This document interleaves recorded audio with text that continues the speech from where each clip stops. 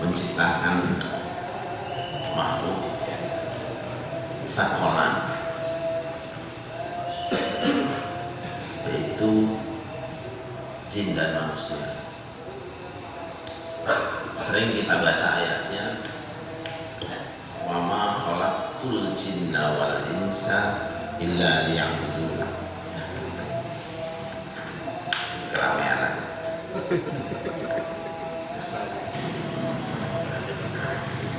Dan tidaklah aku menciptakan jin dan manusia kecuali supaya mereka beribadah kepada aku.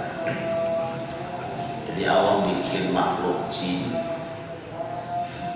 baik itu yang disebut dengan genderuwo, kuntilanak, wewe, gombel, suster, manis jembatan, ancol, termasuk tuyul dan wal insan, dan juga menciptakan manusia, baik ustaz, kiai, RT, RW, lurah sampai presiden, itu sama.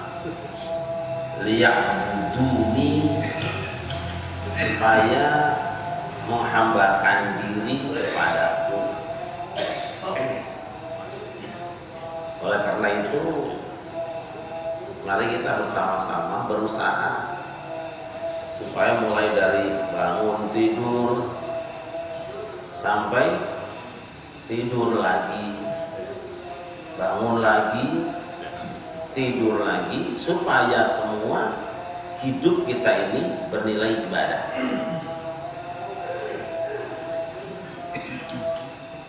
Mengapa manusia harus beribadah?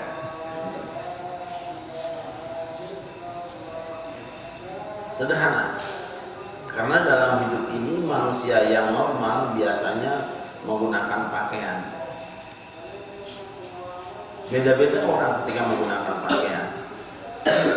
Ada yang senang belangkong, ada yang senang peci putih. Kalau peci putih ini pecinya orang Bangladesh, bukan. Ini bukan peci haji, peci Bangladesh. Ada peci bukan ikan, nah seperti ini. Peci hitam Indonesia. Macam-macam. Ada yang pakai surjan, pakai jas, pakai jaket. Untuk apa sih? Menutup aurat. Nah, semua pakaian-pakaian yang dibuat manusia itu bagus menurut dirinya, tapi yang bagus menurut penciptanya bukan ini. Walibasut taqwa dzalika khair. Baju takwa itu yang paling baik.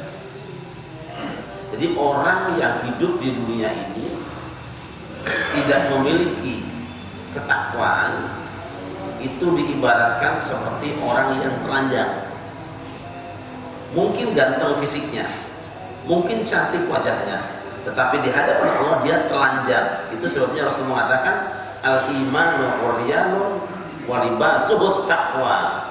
Iman itu budo, iman itu tak telanjang, dan bajunya itu adalah ketakwaan. Di mana membeli takwanya?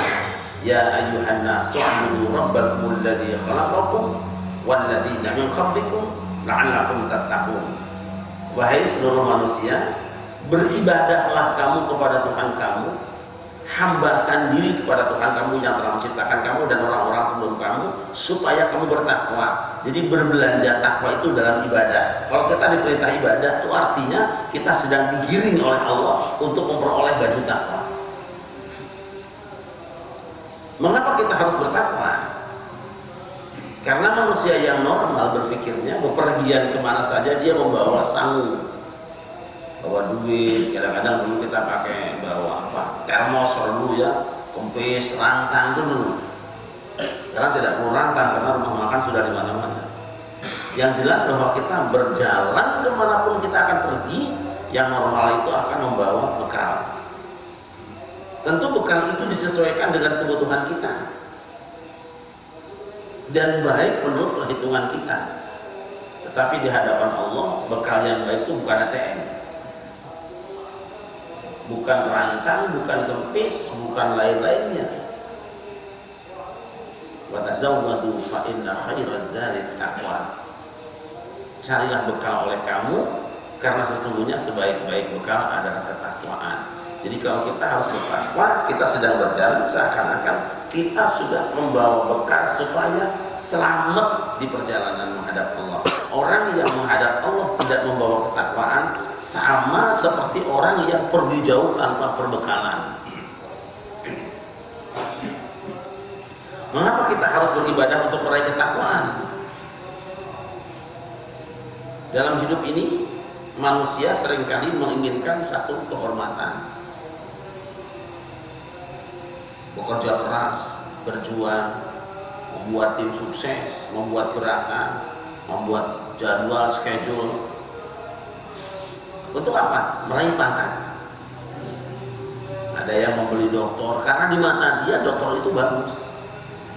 Ada yang rebutan jadi RT, jadi RW, lurah sampai presiden. Karena di pikir dia kalau jadi presiden itu bagus, pangkatnya hebat, mulia. Padahal Allah mengatakan, Inna akramakum indallahi atqakum.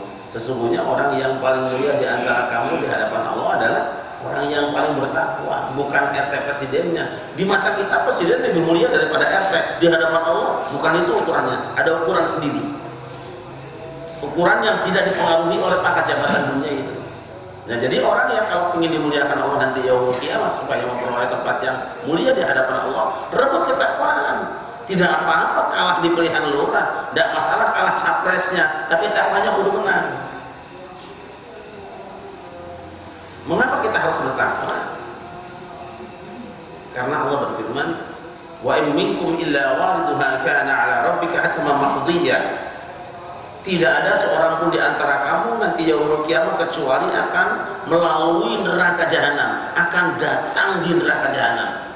Semua. Ini kata Al-Quran. Kana 'ala rabbika hatman maqdiyya. Ini adalah keputusan Tuhan yang tidak dapat diganggu-gugat.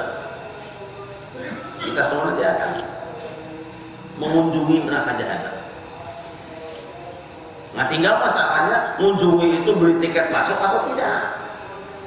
Itu aja bedanya. Ada yang sudah punya tiketnya otomatis masuk, ada yang tidak bawa tiket otomatis belok kanan.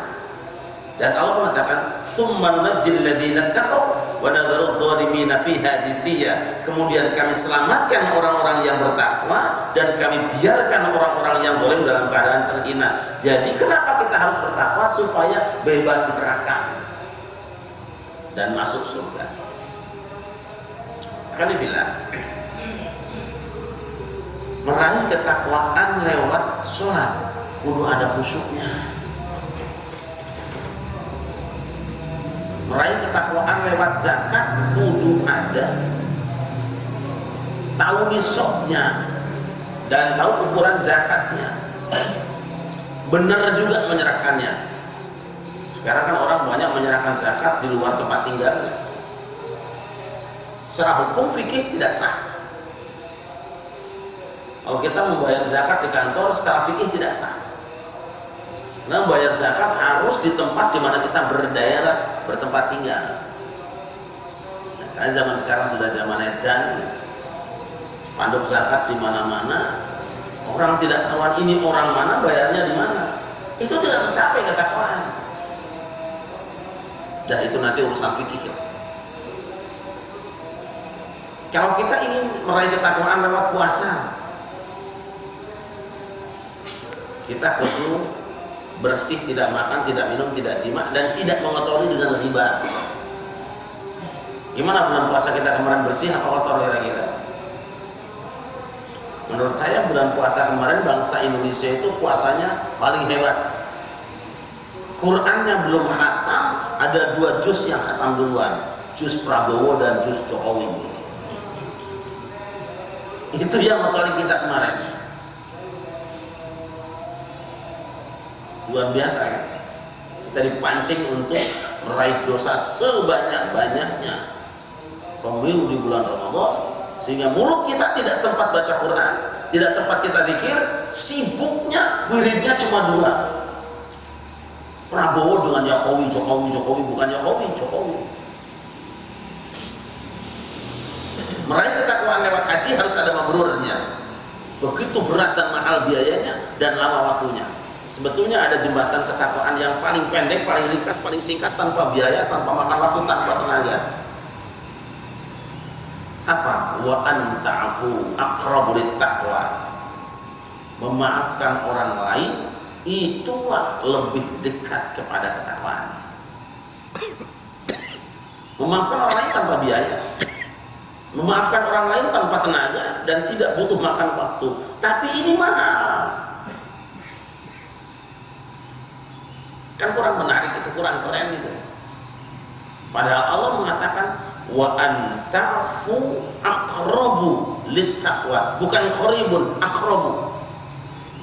Memaafkan orang lain, kamu semua memaafkan, itu aqrabu, lebih dekat. Kalau qaribun dekat, aqrabu lebih dekat. Aqrabu littaqwa, lebih dekat kepada ketakwaan.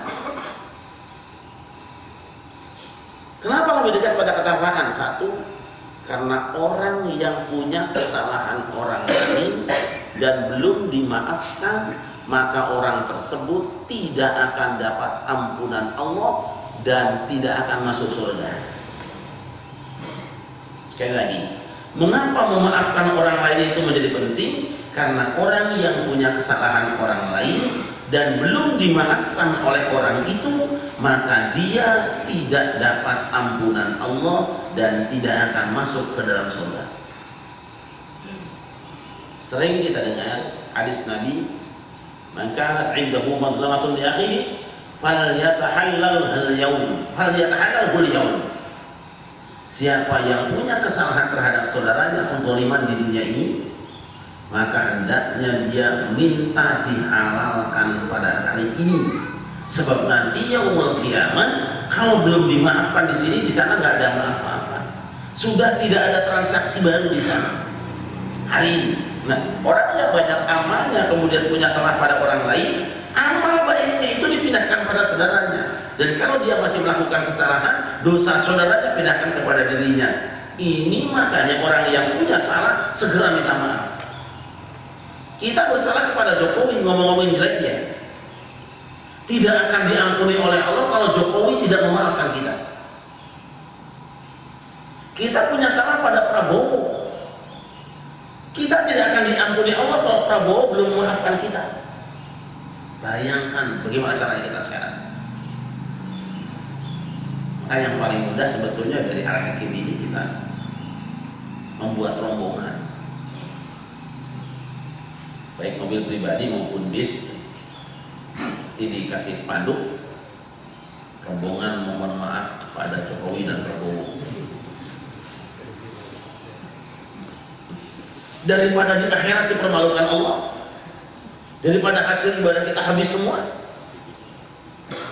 Jam 3:30 sudah bangun bersusah payah, kita ingin sholat subuh sini pengajian sampai siang. Tahu-tahu yaumul qiyamah blank, zero pahala kita, bahkan minus. Jangan anggap kecil, belum tentu umur kita cukup untuk menembus dosa kita. Belum tentu ada waktu. Makanya panitia pengurus masjid buru-buru bikin panitia sekarang. Jangan lewat minggu ini datangi Prabowo dan Jokowi. Beruntunglah orang yang bisu dalam hal ini. Dia tidak sempat maksiat dengan ngomongnya. Nah, kalau kita belum dimaafkan, tertutup surga. Lalu apa untungnya orang memaafkan? Orang yang memaafkan dosanya itu diampuni dosanya oleh Allah. Maka sama saja di Islam itu, berbuat salah kepada orang lain dan tidak dimaafkan, dia tidak dimaafkan Allah. Tidak memaafkan orang lain juga tidak dimaafkan Allah. Ini pentingnya memaafkan. Saya berbuat salah kepada seseorang, lalu saya tidak dimaafkan, maka Allah tidak memaafkan kesalahan saya. Sebaliknya, ada orang berbuat salah ke saya, lalu saya tidak maafkan dia, Allah juga tidak memaafkan saya. Karena telah merebut baju kebesaran Allah, yaitu apa? Kesombongan. Jadi boga salah ka batur cilaka, tengah hampura batur ke cilaka, pan dewe. Tidak memaafkan orang lain juga cilaka, tidak dimaafkan orang lain juga cilaka. Wa an ta'fu aqrabu lit-taqwa. Sebaliknya, ketika kita memaafkan orang lain, itu artinya kita sudah menyerahkan kembali kunci surga yang tadinya sudah kita ambil, diserahkan kepada dia sehingga dia masuk ke dalam surga. Alangkah besarnya pintu surga kita sama pada dia. Alangkah besarnya amalnya orang yang memberikan pintu surga. Alhamdulillah, dalam hidup ini kita tidak gampang. Kita berhubungan dengan orang lain itu sebentar saja mungkin dimulai dengan pahala, tapi ujungnya dosa. Soklah berapa orang yang bergaul yang seumur hidup pahala terus. Saya kenal dengan seseorang atau sejumlah ustaz, di permulaannya pasti baik, assalamualaikum, alhamdulillah, saling mendoakan, tapi belakangan berpisah dengan dia dan bertemu dengan yang lain, ini jadi sasaran omongan, dosa lagi. Jika kita adalah seorang ayah, kebanyakan kita ayah, kita sudah berapa? Mungkin pernah tergores, terluka hati oleh yang namanya anak. Satu yang boleh kau lakukan, maafkan anak. Mengapa? Dia ada di depanmu. Ketika engkau terbujur kaku meninggalkan dunia yang fana ini, mungkin banyak orang yang datang ke rumahmu baca Quran. Itu kan karena ada yang diharapkan pada umumnya. Anakmu tidak mengharapkan apa-apa. Saat kau mati dia baca Quran, dia doakan. Jika berat hatimu memaafkan anakmu, silahkan kenal kembali kisah Nabi Yakub dalam Al-Quran. Nabi Yakub itu kan punya anak 12, dan itu yang kemudian menjadi 12 suku Israel. Tapi di antara anak itu ada yang ganteng, ada yang standar lah. Kan biasa namanya anak mah satu ibu satu bapak, ada saja mislek gitu lah.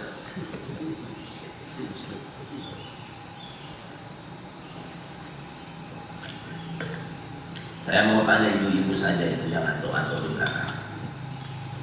Kalau ibu punya 2 anak, yang satu cantik, yang satu jelek, kemudian datang rombongan wali kota ke rumah kita, yang dikenalkan ke wali kota itu yang cantik apa yang jelek? Terus tapi waktu bersamaan ada yang harus beli kerupuk, yang disuruh beli kerupuk yang cantik apa yang jelek? Dua-duanya bohong lagi.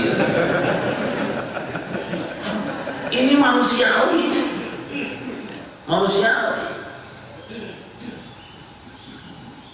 Nah, itu terjadi pada Yakub menurut pandangan anak-anaknya.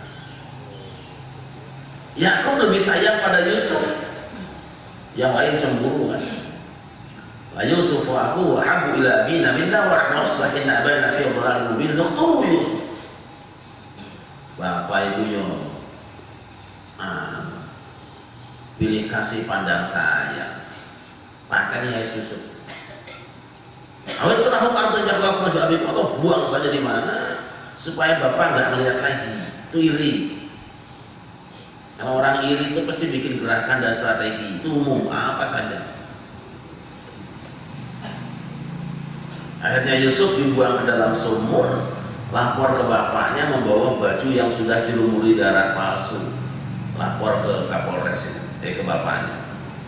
Pak, Yusuf DS Pak, DS-nya apa? Di semuanya Cipukan, itu sih di wartawan biar masuk Jakarta. DS-nya apa? Di Makan Serigala.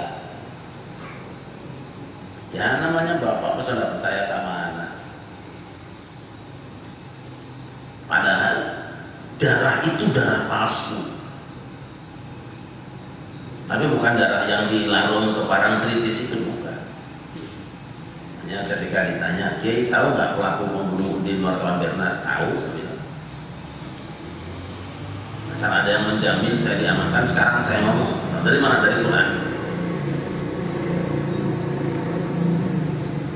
Tahun berapa dulu ya itu? 90-an ya? 90-an gitu. Insya Allah saya tahu pelakunya. Tapi yang nggak mau ngomong, nggak ada yang menjamin. Dan bukan tugas saya. Tapi Quran jelas menunjuk. Setelah sekian tahun ternyata Yusuf bukan mati dimakan serigala, ada dan dulu hilangnya itu dibuang oleh saudaranya. Marahkan ayah. Si anak ketakutan, ya abana astaghfirullah dulu bana innakuna khotiin, wahai ayah kami, mohonkan ampun untuk kami salah Bapak. Yang namanya orang tua teko warasi ora teko loro neco uripe ora teko ka ini. Melihat anak sudah merengek, bukan cuma dimaafkan, tapi ayahnya mengatakan saufa astaghfiru lakum rabbi innahu huwal ghafurur rahim. Aku akan mohonkan ampun kepada Tuhanku untuk kamu semua, sesungguhnya Dia Maha Pengampun lagi Maha Penyayang. Selesai. Jika engkau adalah seorang anak, mungkin juga pernah kecewa dari ayahmu, kecewa dengan ayahmu. Ada juga orang tua yang durhaka kepada anak. Bukan cuma anak durhaka pada orang tuanya. Maafkan orang tuamu, sebab tanpa mereka kamu tidak akan pernah ada. Jika berat hatimu memaafkan orang tuamu, kenang kembali kisah Nabi Ibrahim dalam Quran. Dulu saya kurang pintar dongeng, kalau saya tahunya Quran aja. Nanti dongeng orang enggak. Saya ingin kelihatan dari sini. Jangan cerita pada suatu hari zaman dahulu, karena Quran saja dulu, supaya gampang kita meriwayatkan nanti. Ibrahim punya ayah beruntung, seorang dirut BUMN, badan usaha milik Namrud. Dia adalah pedagang patung nomor 1 di negeri itu. Tapi anehnya Ibrahim di dalam bahasa humanisme aja, dalam bahasa wahyu, memilih menjadi dai. Karirnya dirintis dari bawah tanpa manajemen. Beda kalau dai tanpa manajemen, tarifnya kecil. Bukan disambut malah disambit. Sekarang tidak, baru masuk TV 2 kali sudah ada manajemennya, ditelepon langsung, tidak bisa. Ada uang mukanya juga. Belum ada uang muka, artinya ada uang kaki dong.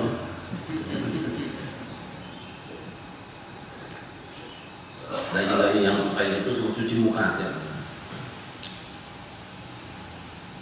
Orang tua tidak senang anaknya jadi dai. Maunya kan karyawan BUMN, padahal Ibrahim memilih jadi karyawan Tuhan. Tindakan itu keras. La illam tantahi la arjumannaka wahjurni madiya. Ibrahim, kalau kamu tidak menghentikan dakwahmu itu, la arjumannaka, pasti aku akan rajam kamu. Dilempari batu. Wahjurni madiya, tinggalkan aku selamanya, pergi. Begitu bahasa kita sekarang. Kafir, kasar, musir. Apa tindakan Ibrahim? Pembentak. Salamun alaihi sa'astaghfiru laka rabbi innahu kana bi hafiyya. Salam sejahtera untukmu wahai ayahku, aku akan mohonkan ampun kepada Tuhanku untuk dirimu, sungguh Dia sangat baik kepadaku. Usiran dibalas dengan doa. Oh. Jika engkau adalah seorang putra, mungkin punya saudara, satu saat bisa jadi kau dan saudaramu ada sesuatu yang melukai hatimu, maafkan dia, karena saudara adalah darah dagingmu sendiri. Jika berat hatimu memaafkan saudaramu, baca kembali kisah Yusuf dalam Quran.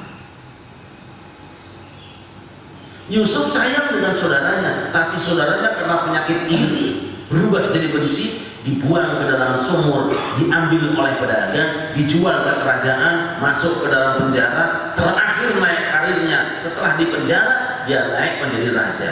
Saat dia menjadi raja, orang-orang saudaranya yang dulu membuangnya ke dalam sumur datang membawa proyek proposal. Tuhan, di negeri kami dalam keadaan krisis, mohon bantuan Tuhan. Yusuf kenal mereka, mereka tidak kenal Yusuf. Kenapa Yusuf kenal mereka? Mereka masih wong desa, masih seperti yang dulu. Tapi mereka tidak kenal Yusuf karena Yusuf sudah berubah mukanya. Wajahnya tambah ganteng, pakaiannya keren, tampilannya gagah, raja. Ganti pakai pakaian dinas.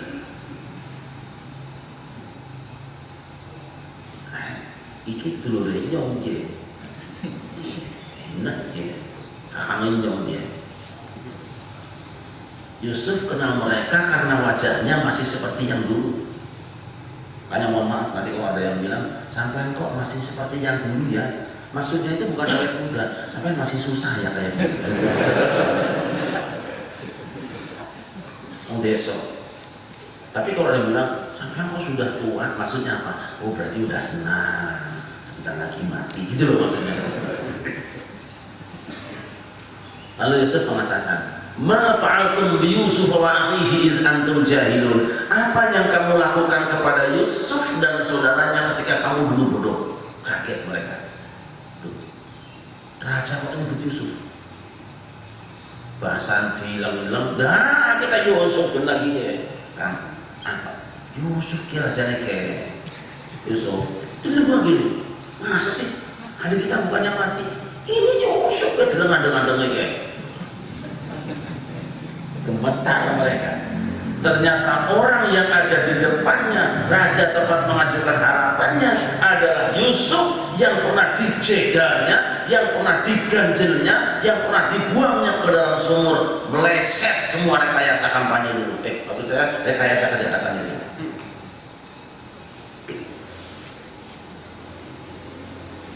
Apa kata mereka? Laqad athaqallahu alaina wa in kunna khatiin. Sungguh Yusuf, Allah telah mengunggulkan kamu di atas kami semua, mengutamakan kamu di atas kami semua, sedangkan kami ada orang-orang yang salah, orang yang pernah melakukan kejahatan. Sekarang dia tidak berdaya di saat kita sedang berjaya. Apa yang pantas dia lakukan? Yusuf bisa bilang, wahai para pengawal, tangkap orang-orang ini, masukkan ke dalam penjara, atau potong leher mereka semua. Aku tidak mau lama-lama melihat mereka. Bisa dan sangat bisa, tidak akan ada yang keberatan dengan kebijakan itu. Tapi itu tidak dilakukan oleh Yusuf. Yang dilakukan Yusuf apa?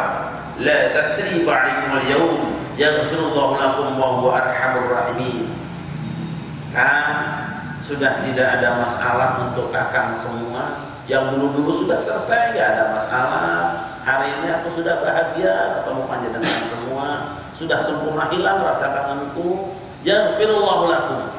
Aku bukan cuma memaafkan kakang semua, aku berdoa moga-moga Allah mengampuni dosa panjenengan semua. Coba. Kalau kita bagaimana? Dulu waktu nyalon RT diganjel kita. Yang jadi dia, kita jadi lurah. Datanglah RT ke kantor kelurahan, nemuin kita, Pak Lurah, mohon maaf tanda tangan KTP Pak Lurah. Apa KTP? Bulan besok. Nah Pak Lurah, lu ingat kagak ngajar gua tuh? Inilah Yusuf, ketika sudah naik menjadi penguasa yang besar, dia berjaya dan musuh lawan rival politiknya tidak berdaya, tidak memutuskan koalisi membangun negara. Pokoknya yang kemarin sono nggak akan saya angkat jadi menteri, bukan Yusuf itu. Mudah-mudahan tidak seperti Yusuf karena tidak seperti itu. Pelajaran Nabi Yusuf. Hamba Allah kan. Jika engkau adalah seorang suami mungkin pernah kecewa dengan istrimu, maafkan istrimu karena dia adalah orang yang bersusah payah pagi, siang dan malam memikirkan kelakuanmu. Dia menderita 9 bulan mengandungkan anak, melahirkan dalam keadaan antara hidup dan mati, menyusukan 2 tahun sampai sulit tidur siang dan malam. Perbuatan siapakah itu? Jika berat hatimu memaafkan istrimu, coba kenang kembali kisah Nabi Ayub dalam Al-Quran. Nabi Ayub konon pernah sakit selama 18 tahun. Bosok badannya sehingga orang lain menjauhi. Memang ada yang mengkritik kisah ini, tapi saya tidak mau berpolemik. Itu yang kita dengar. Sakit keras selama 18 tahun, hanya istrinya yang setia mendampingi dan merawatnya. Punten ibu-ibu, saya mau bertanya, kalaulah satu saat ibu diuji lewat suami ibu, suami ibu-ibu tidak usah 18 tahun, 5 tahun saja kupingnya congean, kopoan orang Jawa, itu yang keluar susu. 5 tahun saja suami ibu congean, kondangan dilewer, taraweh dilewer, sehingga terkenallah suami ibu lewat congeannya itu. Namanya siapa? Selamat mana? Itu selamat congek. Kira-kira ibu akan rawat atau minta cerai? Alah, ya enggak, kasih adukan aja kupingnya biar mampet. 18 tahun dirawat Nabi Ayub dalam keadaan sakit tidak berdaya. Ada satu yang mengecewakan Ayub. Barang kesayangan Nabi Ayub dicari-cari tidak ada, ternyata dijual oleh istrinya. Waduh, loro hatiku ini. Mas, ini barang kesayangan kita mana? Oh mas, sudah saya jual. Terus ya ngomong-ngomong kain yang menjual gawe saliweran. Jadi perlu kita senang barang mandor barang. Mas, barang itu saya jual untuk membeli obat panjenengan karena sampai sekarang belum sembuh juga dan tidak ada barang yang bisa dijual. Marah Ayub sampai pada puncaknya. Aku bersumpah demi Allah, kalau satu saat Allah berikan kesembuhan pada penyakitku, ku cambuk engkau 100 kali. Waduh, sedih. Allah izinkan Ayub sembuh. Ketika sudah sembuh, Ayub menghampiri istrinya. Maklum sudah sekian tahun tidak dimanfaatkan ya.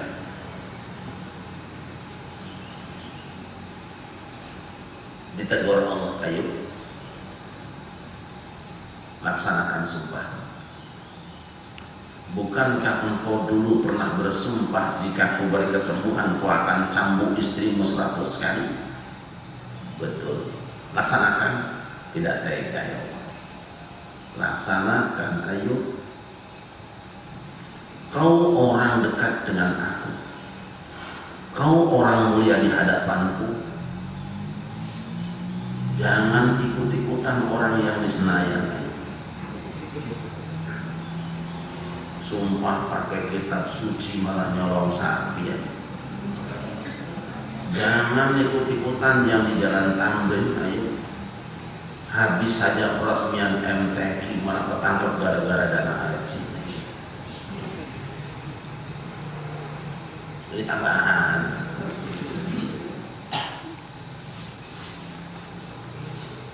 Berat hatinya Ayub menegakkan ini. Lalu Allah berfirman, "Akhudh bi yadika tilqan fadrib bihi wa la tahnas, inna wajadnahu sabiran ni'mal 'abdu innahu awwab."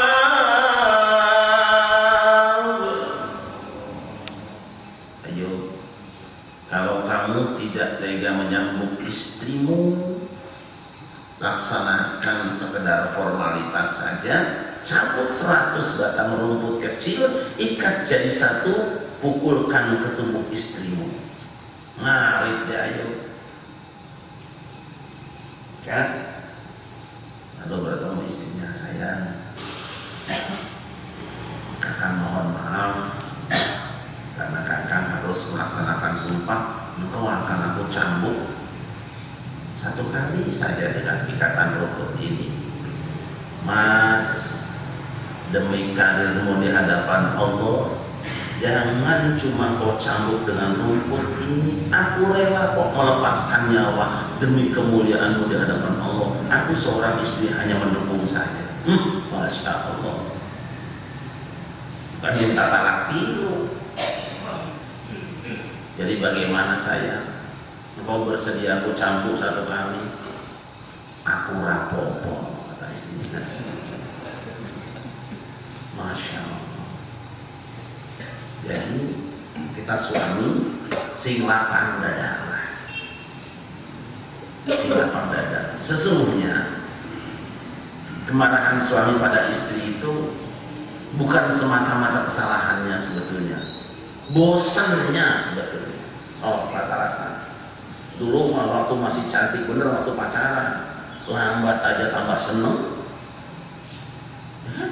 Ada sesuatu yang mengecewakan banget, tapi karena senengnya masih gede, tenang banget, terima dengan senyuman. Maaf ya mas, aku lambat. Apa-apa, tambah tangan aku aja dulu. Bahasa sekarang lambat semenit, jalannya kayak yang tahu siapa. Itu karena cintanya sudah berkurang. Yuk naikkan kembali. Ingat, suami tanpa mereka kita tidak akan meraih kebahagiaan dan kesempurnaan. Jadi hargailah itu. Habis ya? Habis belum? Sampai jam berapa? Oh, tapi belum.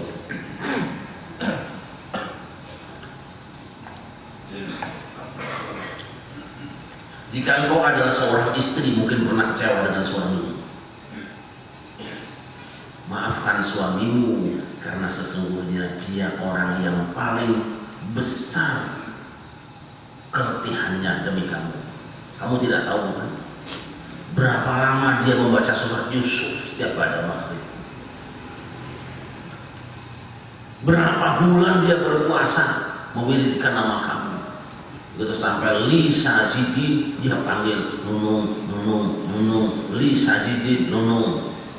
Berapa kali dia baca surat Yasin malam Jumat, dan setiap kata mubin yang 7 kali sebut namamu.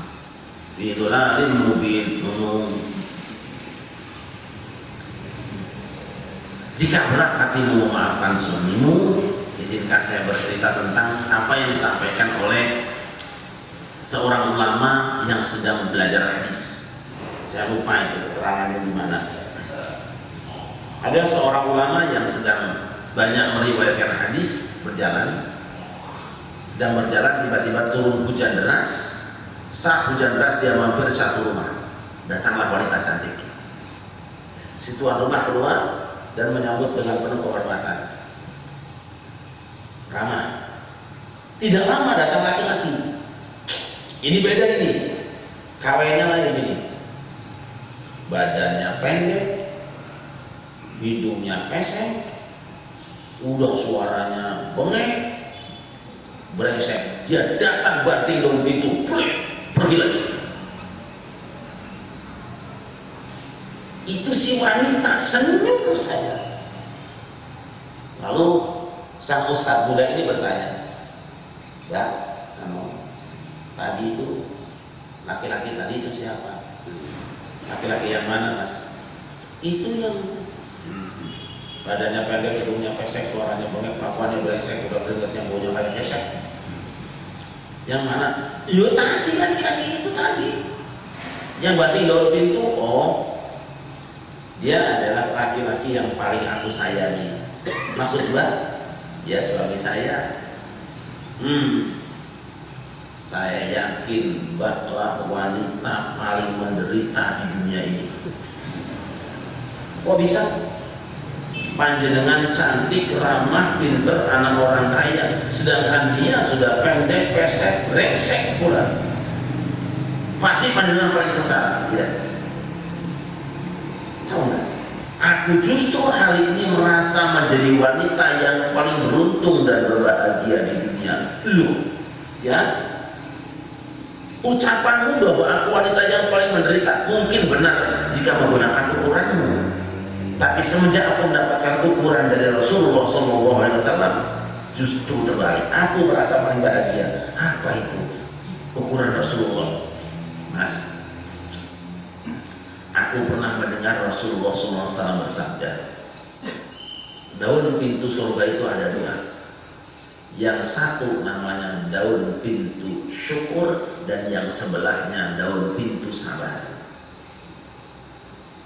Aku dijadikan Allah sebagai orang yang cantik, anak orang kaya dan pandai pula. Aku bersyukur kepada Allah atas semua anugerah ini, dan aku yakin separuh daun pintu surga sudah disiapkan Allah untuk aku.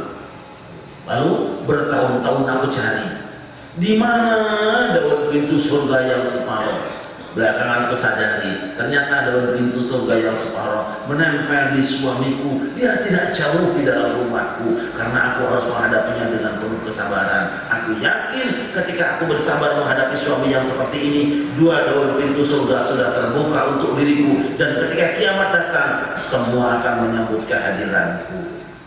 Ditulis tuh hadisnya. Yes. Saya mau tanya ibu-ibu, kalau pas dibentak sama suami pikirannya begitu enggak? Ya enggak lah. Begitu dibentak suamiku, mas jadi tahu begini mah dari dulu aku kawin sama si Dahlan aja. Ngelamun tuh ya jangan terlambat. Nenek kok baru ngelamun gitu. Ini dia. Kalau engkau ada seorang juragan, mungkin pernah kecewa dengan pembantu atau anak yang dirawat di rumahmu, maafkan dia. Mungkin tidak selesai. Kalau berat hati mau memaafkan dia, baca kembali ayat Al-Quran tentang kisah Abu Bakar As-Siddiq radhiyallahu anhu. Abu Bakar As-Siddiq punya anak angkat namanya Mistah. Dari kecil sampai dewasa dirawat di rumahnya. Kalau sekarang mungkin dikuliahin lah, dikasih beasiswa. Dulu kan nggak ada kuliah di Gua Hiro.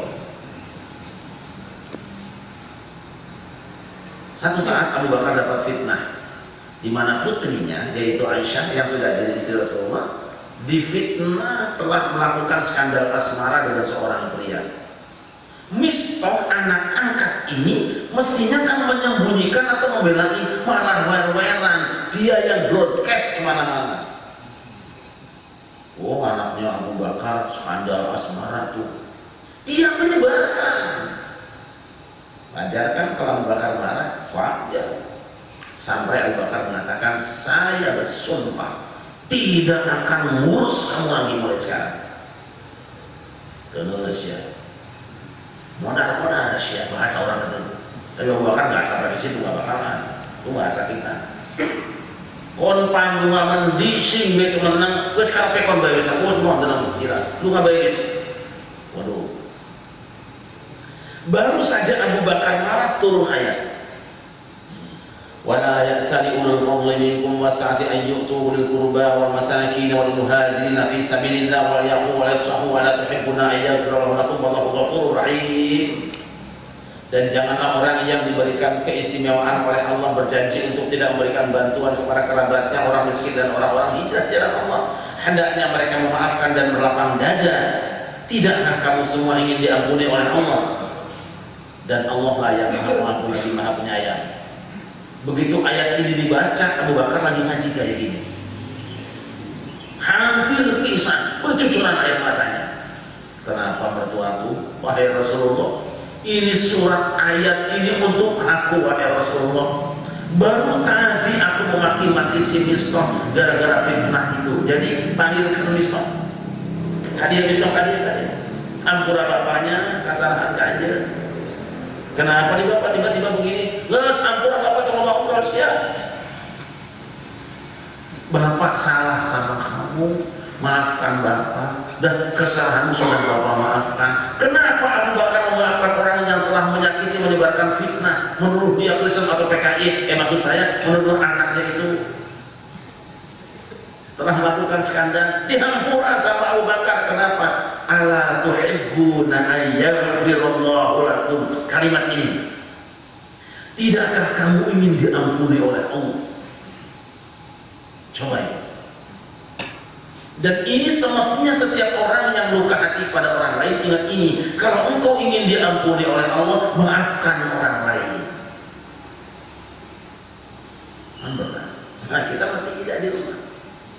Pembantu jadi sasaran kesalahan semuanya.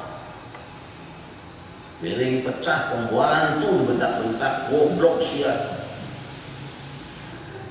Padahal mah anaknya yang lari-lari nyenggol dia. Ayam berak dalam rumah, pembantu disecer, burung siate. Padahal ibu sendiri yang buka pintu nggak nutup. Kan ibu yang buka, kan kamu bisa nutup tuh ayam. Salah-salahin. Sapion mobil nyerempet orang lain, bisa sial gara-gara bawa kamu yang membantu. Hayu mereka batu salah teh. Tapi kalau baik kerja sendiri. Dan akhirnya Allah mengatakan wasari'u ila maghfiratin min rabbikum wa jannatin 'arduha as-samawati wal ardu u'iddat lil muttaqin. Berlomba, berkompetisi kamu semua menuju ampunan dari Tuhan kamu dan surga yang luasnya seluas langit dan bumi yang telah disediakan bagi orang yang bertakwa. Berlomba, rebutan ampunan Allah, perebutkan surga Allah untuk siapa? Alladzina yunfiquna fis sarra'i wad dharra. Yang pertama, orang yang berinfak dalam keadaan lapang rezekinya. Itu apa? SD. Wad dharra dalam keadaan berat, SMP. Duit dikit masih infak juga. Yang ketiga, wal kadhiminal ghaidh, nahan amarah. Sakit hati mah ada, cuma tidak membalas. Kadhiminal ghaidh. Dan yang keempat, kelas berat. Wal 'afina 'anil nas, memaafkan orang lain. Di mana kesalahan orang pada kita sama sekali tidak membekas. Dan kalau mau naik kelas satu lagi, apa? Doakan orang yang menyakiti kita. Tidak akan diampuni Allah orang yang tidak memaafkan orang lain, dan tidak akan masuk ke dalam surga Allah orang yang tidak memaafkan orang lain. Ini ayatnya jelas sekali. Mengapa di sini Allah mensejajarkan infak dengan memaafkan orang lain? Kira-kira mana yang baik? Infak atau memaafkan orang? Mana yang lebih tinggi? Lihat Quran. Qaulun ma'rufun wa maghfiratun khairun min shadaqatin yatba'uha adha. Ucapan yang baik dan memaafkan orang lain itu lebih baik daripada sedekah yang diikuti dengan kata-kata yang tidak enak didengar oleh yang menerimanya. Jadi memaafkan orang itu kelasnya sedekah. Padahal sedekah itu pun banyak. Nah, wala man sabara wa ghafara inna dzalika lamin azmil umur. Al-Quran, siapa yang sabar dan memaafkan orang lain itu sesungguhnya termasuk perkara yang azmil umur, yang sangat berat. Kita ingat istilah azmi itu adalah ulul azminya. Kenapa mereka disebut dengan ulul azmi? Wasbir kama sabara ulul azmi minar rusul wa la tasta'jil lahum. Hai Muhammad, sabarlah engkau seperti sabarnya ulul azmi di antara para rasul, dan jangan buru-buru ingin menyiksa mereka, ingin menghukum mereka. Jadi kata azmi ini berhubungan dengan peringkat tertinggi di antara para rasul. Para nabi saja cuma 5 orang yang berhasil meraih ulul azmi. Nah di sini tadi ketika kita memaafkan orang lain, min azmil umur, termasuk perkara yang azmi, yang berat. Artinya apa? Seakan Allah mengatakan siapa yang memaafkan orang lain, maka dia akan naik kelasnya seperingkat dengan Rasul ulul azmi, manusia yang sudah keluar dari umum menjadi manusia yang khusus. Maka itu kita manfaatkan umur yang ada untuk memaafkan orang lain dan meminta maaf kepada orang lain. Jangan malu-malu minta maaf. Nggak akan dirinci ini, nggak akan dirinci. Memang kamu salahnya sama apa? Sama aku apa? Nggak akan begitu. Tadi aku ngomongin kamu, wah brengsek lu, tak pukul dulu kamu. Nah, nggak akan ada. Terus yakin aja. Mohon maaf. Ya gampang banget bahasa kita ini. udah mencuri sekian triliun aja dimaafkan saja. Gampang aja. Baik, hamba Allah yang dimuliakan, setelah itu ayo kita sama-sama menyadari betapa pentingnya memaafkan dan dimaafkan, dan kita sama-sama saulunan, sama-sama saling mensukseskan teman kita dukung dia masuk surga, dan secara otomatis kita juga terdukung masuk surga. Terima kasih. Assalamualaikum warahmatullahi wabarakatuh. Terima kasih kepada Ustaz Syekh Rahmat. Masih ada waktu 2 menit, mungkin ada dari jamaah yang ingin bertanya. Silakan. 5 menit buat minum, ada sarapan pagi ya?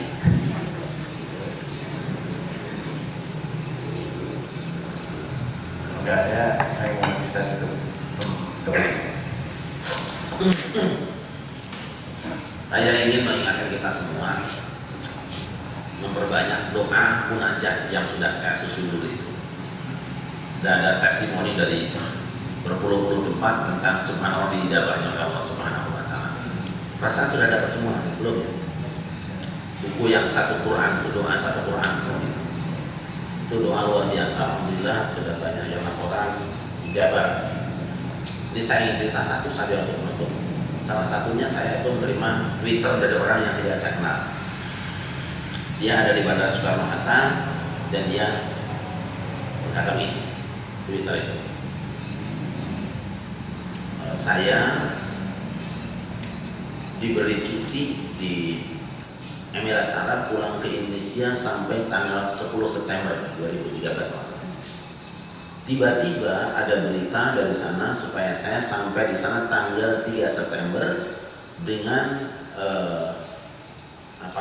tindakan sepihak. Apabila saya terlambat, maka saya akan dipecat secara sepihak. Dia sudah sampai. Sekarang saya di Bandara Soekarno-Hatta, ternyata pesawat yang saya akan tumpangi sudah terbang. Saya bilang, kontak teman-teman, munajat bareng sekarang, kita khususkan buat saudara kita. Saya tidak kenal, gua tidak kenal sama sekali. Sekarang tidak tahu lupa namanya dia. Besoknya, masuk lagi Twitter, dia judulnya gampang, impossible memang, tapi bukti. Kiai, saya sudah sampai di Emirat Arab. Kemarin ada pesawat malam, tinggal 1 seat yang tersisa dan saya bisa terbang. Alhamdulillah, terima kasih. Ya sudah habis. Hebatnya luar biasa. Jadi jangan ragu-ragu, itu Quran itu doanya para nabi semua. Bukan doa karangan orang mana-mana, bukan. Doa dari Allah. Itu paket jumlah dari Allah. Amalkan, baca itu yang banyak. Insya Allah apapun bisa. Al-Fatihah.